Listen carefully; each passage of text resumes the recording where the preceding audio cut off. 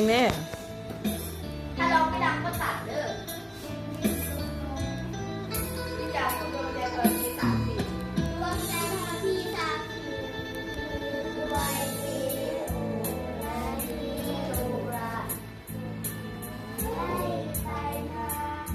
ราคาคำคุณวันนี้โลกาขอห้าคำยันจนจนเราได้ดูเรื่องอะไรทั้งหมดไม่นอนหลับวิชาการฟัง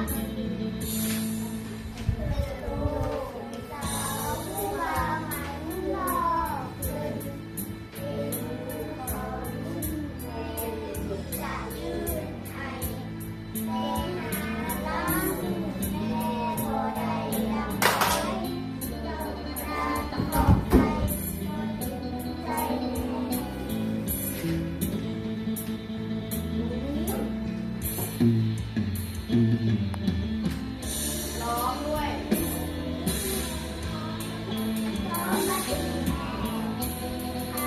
ปากที่เคยป้อนเขาเร็วเพราะขนมปากที่เคยป้อนเขาถ้าจะเอาปากใจช้ำก็จะไม่ได้กับเรื่องง่ายกล้าไปร้องเพลงเด้อร้องดังๆเด้อวันนี้ดูและยิ้มลา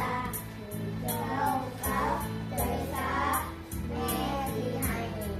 อาภัยในมือลุ่มจำสำนึกน้ำตาไหลขอกะลูกเอิญใจ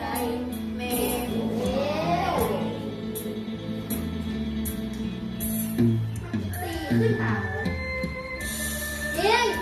อยู่นิ่งๆ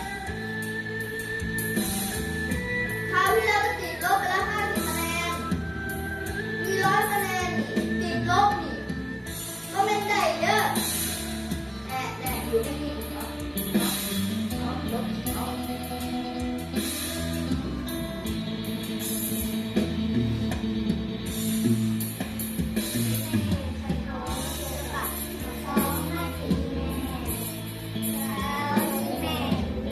เอาแต่ตั้งใจก่อน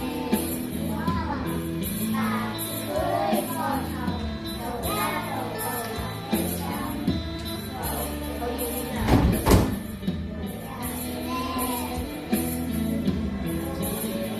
ร้องกันหน่อยดิ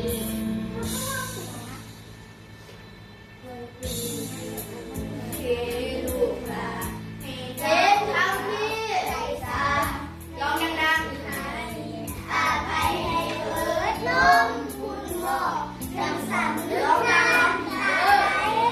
ทอดกว่าลงเอิญใจแม่ไอ้พวกน้องเรา